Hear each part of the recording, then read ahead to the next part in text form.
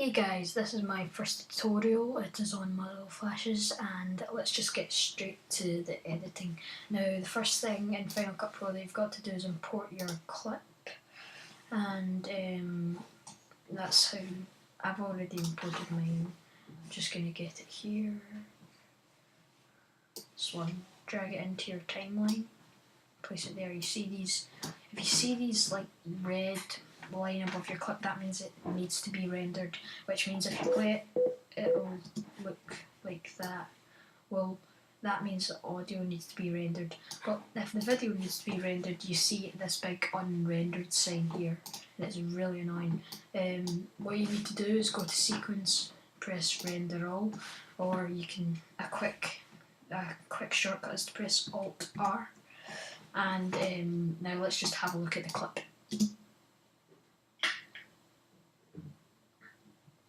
Simple enough. First thing I'm just going to do is add a marker where the muzzle where the gun shoots in the first place. It should be here. Press M here, and that'll add a marker.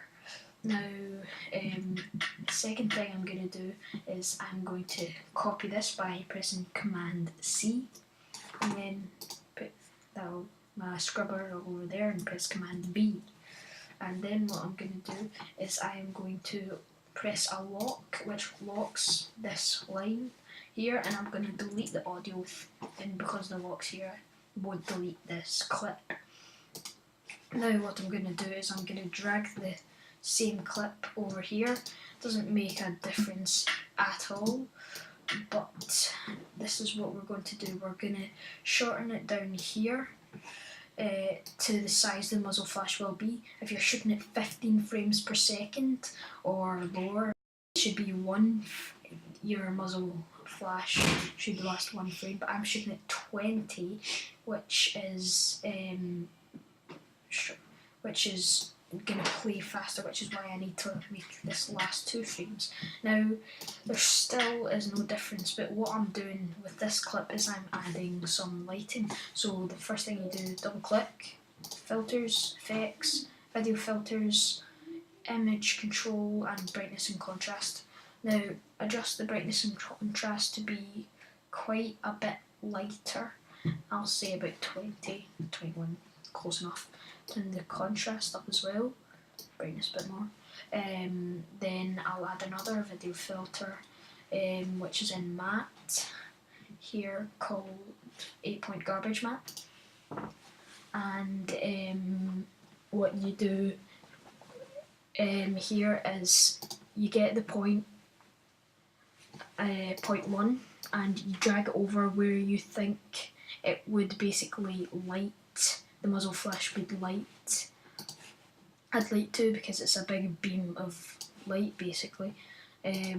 So select areas that the muzzle flash would affect, and just drag the points by clicking here and then clicking on the clip, the points, like so. I'm going to drag mine a bit over here, and just dragging all the clips to the right bit so that it gives the lighting effect.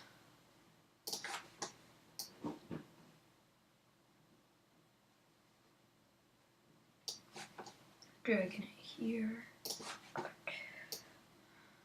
like that, and it looks very choppy really, and I'm gonna add this up here. I'm gonna drag this up so that it is bigger, and then I'm gonna feather it like this, just so the gleam of light is better. Now you see the red light back here, means you need to render that, and let's see how it looks. Now there's a little glitch. It's fine when you play through like that, but play and it just doesn't look very good.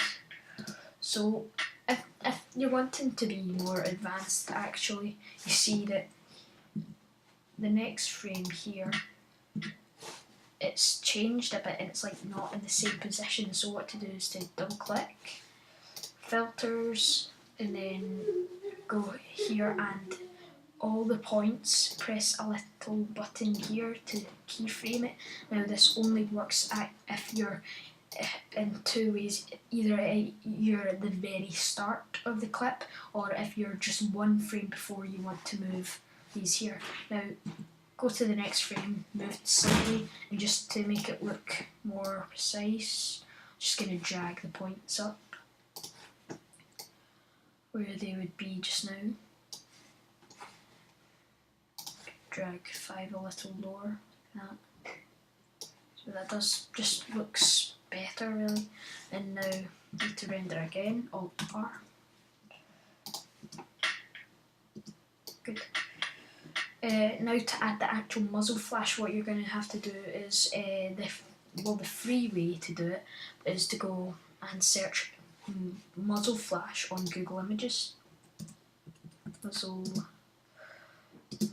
flash, enter that, and if you go to images, you'll find good pictures of a muzzle flash. Now there's a lot of good ones here, but the thing is it has to be on black. It needs to be a muzzle flash on black, otherwise it pretty much won't work. Now you can look around just so that you can find the best muzzle flash that you would like, one that just looks like it would suit the gun you're using or your prop. And I think I'm actually going to go for one here, this one. That's it, close. Now just going to take this away, Command H, then we're going to drag this down and take the image and drag it onto my desktop, and then drag it from there into my VFX folder with visual effects. And now I'm going to go back into Final Cut Pro and I'm going to import it. File, import files to my desktop, and it's in VFX. An easier way I find to search it is just by clicking here to make it civilized, then I can actually see it without having to go to a preview. This one, that's it. Muzzle flash side. That's it. You drag it in on top here. It needs to last 2 frames. 2 frames, 1, 2. If you're filming at more than 15 frames per second. Alt R. Now, it's on black.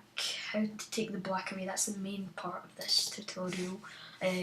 Double click, I don't know why I do that, but yeah, this, now go to modify, composite mode, and then press screen here. Now you'll see that that takes the black away completely, and you just resize it. The way I'm resizing this, actually, you'll see it's got a box here. You can make a different size, you can drag it here, you can rotate it, which I'm going to undo. That's because if you go up here to the top right, it says image and wireframe. You need to make sure that's checked just by clicking on it, and that'll do it. Make sure that that you're able to move it without having to go in here and take points and stuff and drag and everything. It's just an easier way of doing it, basically. Now render that off again and let's play it. Looks good, pretty good, yeah. Well, you see, it looks like the muzzle flash is on a bit too long, but it's completely fine with when you export it. If you look at it, there's some glitches when I play it, but it's completely fine when you export it, trust me. Now I'm going to move this 1 frame up, and I'm going to add a smoke effect, which is you can get a free download, and it comes with environmental effects, just like sparks that you can get from Detonation Films.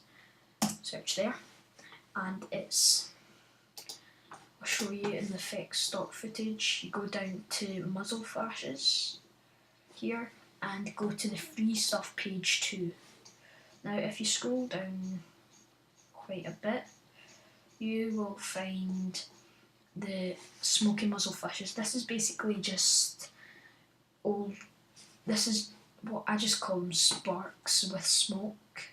Basically, that's just pretty much what they are. I'll click here to download, and that'll start downloading over here. Their wee cool transition thing. But I've already downloaded them, which is why I'm not going to do that just now. But I'm gonna drag them in here, and if you want to know where to find them, like just in case you don't know, because it'll be quite helpful if you didn't know, you go to import files and you get it in the download section here, and it'll show you all the downloads. There's mine, but I've already imported it, and I'm going to take the one from a side, quarter, because it just looks better, and I'm gonna drag it in here. Don't need to drag it in at the exact point, because you see at the start of every Detonation Films Polydocs it says Detonation Films. So I'm going to use my arrow keys to go to the exact point the muzzle flash starts, which is there. I'm going to press B on my keyboard and click that there to blade it, then A to get my selection back to normal, and delete it. Drag this here, and it looks great. Now I'm going to go to modify, composite mode and screen again to take away the blackness. I'm going to size it down like that, rotate it over to face that way, like so, drag it and place it there. Looks pretty good. Now we just have to render, Alt R, reminding you again. Just wait for it to render, that's it. Now play. Look at that. See the smoke here? Nice smoky bit here. Smoky, you can see it played out. Good. Now that looks pretty good. There is only two more things we have to do, adding a bullet shell, which is the bullet. Basically, half of the bullet goes this way, and that's what shoots out, and then the bullet shell comes flying outside of the gun. And so that I'm going to show you how to do, and then the sound effects. So to get the bullet shell is going into Safari, type in bullet shell on black,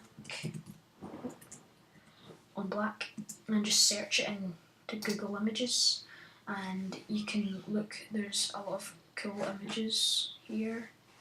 It's cool that you can use, which is good, and you just search around for one that you like, one that looks right. I searched for a while, and I'll show you the one that I found, actually, here. I've already imported it, and let's see what one it is. No. Okay, yeah, this one. This is the one I'm using. I think it looks cool. Gonna drag it in here, and I'm not gonna put it on top of the footage yet, because what you need to do is really judge how many frames it'll take for the bullet shell here to get out of your camera shot.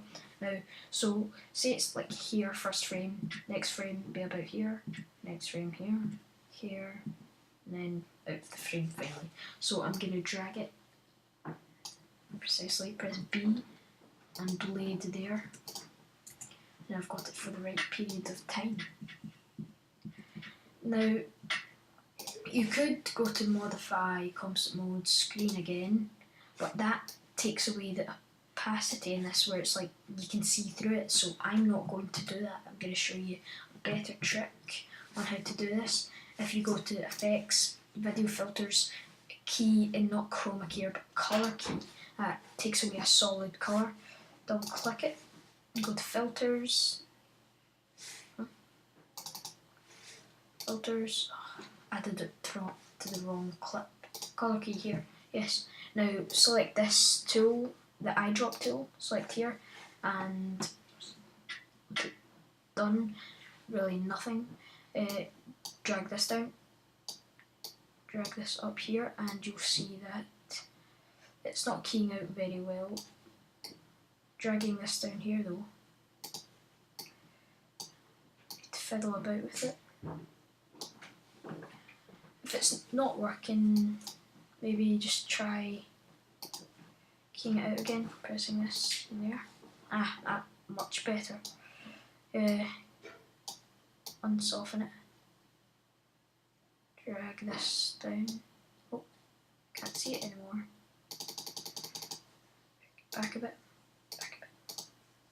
There, you can see it fine. Now dragging this down. Basically need to fiddle about with it for a while, just see what you can do.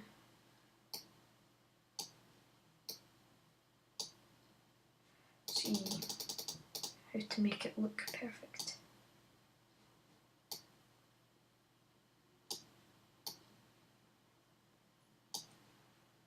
Eyedropper again.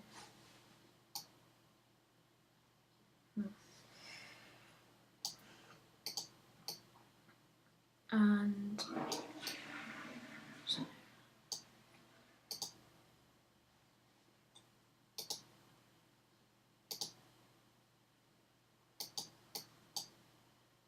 that looks okay because it's not exactly going to be, it's going to be really small and it's going to be blurred because it's moving so fast. So once you're happy with it, doesn't need to be exact really, just size it down to the size you want it to be at and drag it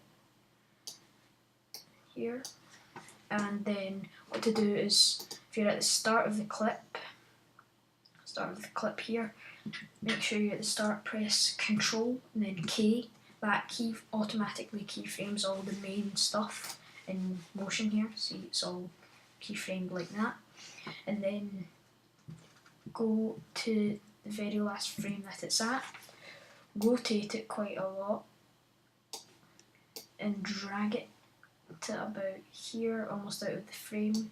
Then to do is, see these points you get, drag them up like that to give it more of a fluid motion. Just help it look, it makes it look more realistic basically. And now render this, Alt R to render. Just waiting just now.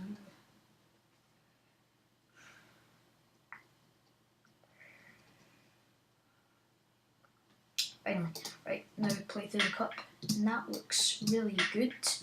Problem is, look at it frame by frame, it looks too cartoony. Look, this is moving fast, you see a big blur here. This you can see very sharply, which is why we're going to apply a motion blur. And so you're going to do the motion blur by double clicking it. Always double click just to make sure you're on the right clip, because it ruins the video if you're on the wrong clip and you'll have to just go back and it's just complicated. So check the motion blur. See that here, it's very bad motion blur. It's just a faded image here, faded image there. So go from 4 to 32 on the samples and then turn this. I'm going to turn it to 30. Does pretty cool, I think. Before minutes, I think maybe I could size it down a little though. 25. Whatever looks best, whatever suits. Yeah, just 20. That looks fine. Now, just to let you know, the reason when you go into motion blur, it's not checked before because it just doesn't, it takes forever to render. Just watch. Really good. That didn't take as long as I thought, but I'm sure it does. Now just look at that. Nice neat motion blur. Looks pretty cool. And you're done with the effects. This is just how to add the muzzle flash sounds, so you don't actually, if you know how to add muzzle flash sounds, then no point in hanging out or watching the video by now. But if you don't know where to get good quality muzzle flash sounds, with Safari I'll take you to a really good place that I use, sweetsoundeffects.com. This is by Zach King, Final Cut King. You might have seen him on YouTube, really cool videos. And if you go here, popular sounds of the gun pack here, Hollywood Blockbuster, got gun sounds and explosions and stuff. These are really good. I downloaded the gun pack too. I imported it here into Final Cut Pro, and it's a lot of good quality sounds. I don't know how fast they're shot, what frames per second, but you can slow them down really good. It's amazing. But the only problem with me using it is that I'm not a gun whiz. I don't know all the names of guns. I just know machine gun, pistol, stuff like that. So I just had to look around, listening to the sounds, seeing what suited a gun, and I found this M12. Sounded pretty cool. Drag it in here and render. Render. And now through the video. Gonna move this back one because it seemed a little out of timing. Perfect. Looks really good, I think. So now what to do? Just export footage. I use QuickTime conversion. You always see the mistakes you could have made or something. And I'm going to go to options, settings, and I'm going to change all the settings to suit my video. I'm going to turn the keyframes to automatic, and instead of current FPS, I'm going to change it to custom because 20 FPS is what mine is. Then I'm going to go to data rate and restrict it to 5000, which I've heard is quite a good one to restrict to. And here it says best quality, faster encode. Always put best quality if you have enough time, but if you really need to rush, then that's when you should use faster encode. But I prefer to just make it best quality I can. Now I'm going to, this here is the audio. I don't really know much about the audio, to be honest, but size. To actually find out your size, you would go here and scroll through like this. My footage is here. Mine is I'll just put mine is 1280 by 720 HD. Then deinterlace source video to make sure it doesn't look all fuzzy and wrong. Then press save, and that'll export my video. Now just wait for that, and in a minute I'll show you how to find out how many. How I find out how many, like 1280 by 720. It tells you here, like this is my clip here. That's actually filmed at 720 by 480. Well, usually mine is filmed at 1280 by 720, so I just guessed that. But turns out it was actually filmed at 720 by 480. 24 FPS. I got that kind of wrong, but I don't really care. This is a tutorial. I'm not going to go through it again. But this here gives you the information and whereabouts your stuff is. 720 480, 24 frames per second, H.264. Gives you basically all of the information you need for making the settings quick to your video. So that was my tutorial. I hope you enjoyed it. If you liked it, send it to your friends, see if they like it. Share it about, like, comment, subscribe. Love to hear what you think, and thank you for watching my tutorial.